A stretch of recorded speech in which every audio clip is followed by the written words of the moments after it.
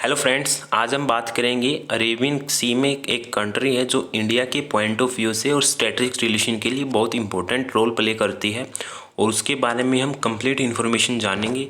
जी हाँ, आप समझ ही गए होंगे कि आज का हमारा जो टॉपिक है वो किसके अराउंड है। हाँ, हम बात करने वाले हैं ईरान के बारे में, जो कि इंडिया के लिए एक स्ट्रेटजिक रोल प्ले करता है अरेबियन ओशियन के अंदर और बहुत सारा जो इन्वेस्टमेंट है इंडिया भी करता है, फॉर एग्जांपल चाबार पोर्ट के लिए। हम बात करेंगे इस पूरी वीडियो में कि कैसे चाबार पोर्ट इंडिया के लिए एक स्ट्रेटजिक लोकेशन है और कैसे इंडिया के लिए वो बेनिफिशियल होगा for the trade relationship and other countries. अगर हम बात करें ईरान के स्टेटिक पॉइंट के बारे में, ईरान की कैपिटल है तेहरान, करेंसी है ईरानियन रियाल एंड प्रेसिडेंट है Ebrahim Raisi and vice president is Mohammad Mokhber. ठीक है, अब हम बात करेंगे इस वीडियो के अंदर कैसे चाबहार पोर्ट इंडिया के लिए स्ट्रेटजिक लोकेशन पर है और इंडिया को उसकी फर्दर डेवलपमेंट के लिए क्या क्या स्टेप लेने चाहिए और कैसे वो उसके लिए एक बेनिफिशियल होगा, उसके बारे में हम जानेंगे। बेसिकली जो आज का हमारा वीडियो है वो 4 पॉइंट पर बेस्ड होगा, that are introduction and the India's vision, long dream port and the conclusion of the Chabahar port strategic location. ठीक है, हम स्टार्ट करते हैं हमारे इंट्रोडक्शन से। Introduction is like that, what is the need of Chabahar port? First question is arise that what is the need? Basically Iran Chabahar port to connect Afghanistan and Central Asia for trade। जो basic point है Chabahar port का India के लिए, वो अफ़गानिस्तान के through central Asia को trade के लिए जो रास्ते हैं उसको ओपन करता है। और अभी अभी रिसेंट में जो हमारे union minister of port and shipping है मिस्टर सोनोवाल, वो एक विजिट पे थे ऑन अगस्त 20। उन्होंने वहाँ पर जो भी इन्वेस्टिगेट किया और फर्दर डेवलपमेंट के लिए स्टेप लिए उसके बारे में हम समझेंगे। Ahead of the visit to Iran, mister Sonowal met with the minister as well as official connected to Shahid Beheshti terminal project development. Basically जो हमारा शाहिद बेहस्ती टर्मिनल है उसकी प्रोजेक्ट की डेवलपमेंट के बारे में मिस्टर सोनोवाल ने फर्दर स्टेप लिए और हाई मिनिस्टर के साथ मीटिंग भी की। इंडिया के पॉइंट ऑफ व्यू से अगर हम समझें कि कैसे चाबहार पोर्ट इंपॉर्टेंट है और एक स्ट्रेटजिक लोकेशन के पॉइंट ऑफ व्यू से हम जानेंगे।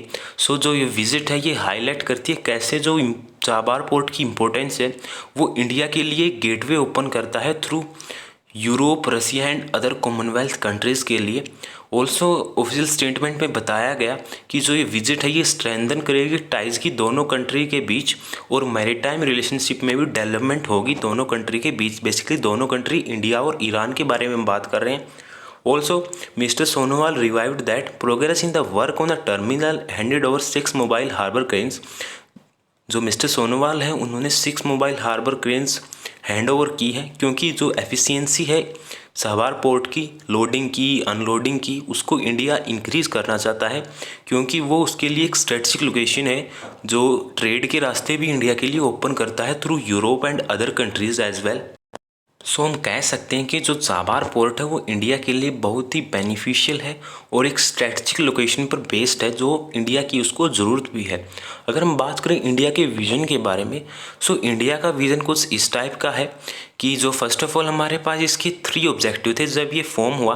फर्स्ट ऑफ ऑल हम जाने कि first agreement of Chabahar was sign by the PM Atal Bihari Vajpayee in 2003 and basically are 3 fold objective that are to build India's first offshore port and to project India infrastructure proves in the Gulf. ठीक है, अगर हम दूसरे point of view से देखें, to find an alternative land route to Afghanistan which India had rebuilt ties with after defeat of Taliban in 2001। ठीक है, अगर तीसरा पॉइंट समझें, to circumvent trade through Pakistan given the tense with India's neighbor and build a long-term sustainable sea trade route। Basically ये 3 objective थे formation के वक्त और जिससे जो इंडिया को जो अपना ट्रेड है उसको इंक्रीज़ भी करना था और लैंड के थ्रू अपना जो ट्रेड है उसको भी अफ़गानिस्तान के थ्रू यूरोपियन कंट्री तक लेके जाना था, जिसके लिए जो इंडिया का विजन था उसके 3 पॉइंट ऑफ व्यू हैं। और जो चाबहार की जो साइन हुआ था वो 2003 में हुआ था बाय पीएम अटल बिहारी वाजपेयी। ठीक है, these are the objective of the Chabahar port. Further development के बारे में अगर हम बात करें, 2003 के बाद भी फर्दर डेवलपमेंट हुई है। For example PM Manmohan Singh के अंडर जो गवर्नमेंट है उन्होंने Zaranj Delaram highway in Afghanistan south.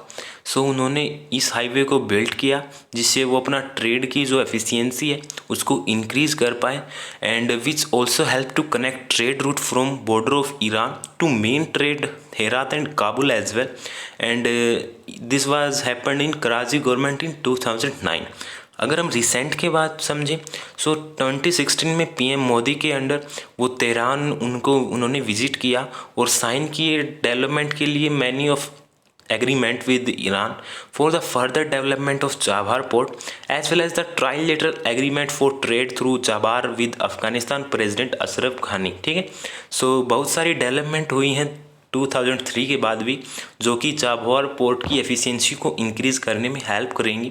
अगर हम इसके स्ट्रेटजिक विजन की बात कर रहे थे, हम अभी जो रिसेंट में इसका एक फोर्थ स्ट्रेटजिक विजन भी राइज हुआ है, उसके बारे में हम समझेंगे कि फोर्थ विजन कैसे राइज हुआ।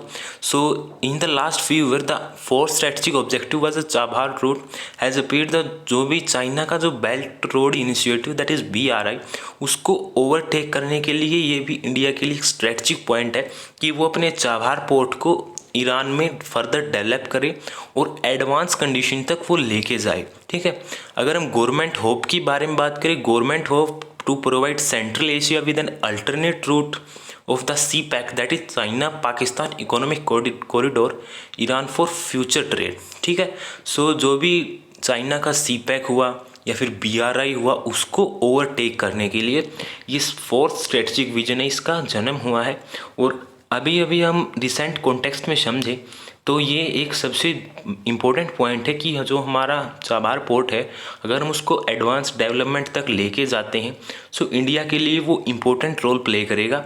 ऑल्सो अगर हम शाहिद बहिश्ती पोर्ट के बारे में समझें, सो जो मिस्टर सोनोवाल हैं उन्होंने बताया India vision to make Shahid Beheshti port transit hub, वो ट्रांजिट हब के रूप में हम इंडिया उसको बनाना चाहते हैं, जो कि लिंक करेगा INSTC that is international north south trade corridor that also connect to Russia and Europe and other countries as well. So ये एक इम्पोर्टेंट रोल प्ले करता है इंडिया के लिए भी।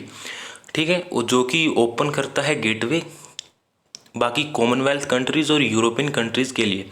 अगर हम बात करें लॉन्ग टर्म ड्रीम पोर्ट के बारे में, ये ऐसा क्यों कहा गया है, क्योंकि basically long term dream port इसलिए कहा गया है कि बिगिनिंग से ही जो डेवलपमेंट है जो हमारा चाबहार पोर्ट के अंदर, उसको एक बहुत ज़्यादा टाइम लग रहा है, क्योंकि बहुत सारे रीज़न है उसके पीछे कि इंफ्रास्ट्रक्चर कैसे बिल्ट होगा, कैसे जो पॉलिटिकल रोड ब्लॉक स्टार्ट होगा, and the biggest issue was the Iran relationship with western countries specially with US। क्योंकि अगर US का हम इस प्रकार से समझ सकते हैं कि US के साथ ईरान के संबंध कुछ ज़्यादा ठीक है नहीं, क्योंकि ईरान को बहुत ज़्यादा वेस्टर्न सैंक्शन झेलने पड़ते हैं, जिसके कारण जो चाबहार पोर्ट का जो हमारा वर्किंग है वो डिस्टर्ब होता है, और फर्दर इंडिया को क्वेश्चन उठता है कि क्या हम इन्वेस्ट ठीक कर रहे हैं या नहीं कर रहे हैं।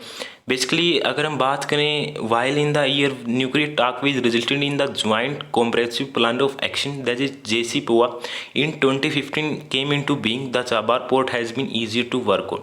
हम ये समझ सकते हैं इस पॉइंट से, अगर ईरान की जो रिलेशनशिप है वो वेस्टर्न कंट्री के साथ अच्छे होंगे तो हम जो हमारा चाबहार पोर्ट का वर्किंग है उसको हम एडवांस कंडीशन तक पहुंचा सकते हैं।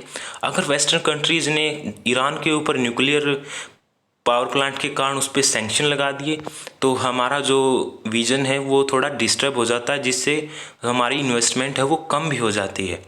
वेस्टर्न सेक्शन के बारे में समझे, सो जो बेसिकली जो काबुल का रोल है वो भी इम्पोर्टेंट प्ले करता है चाबहार पोर्ट के लिए।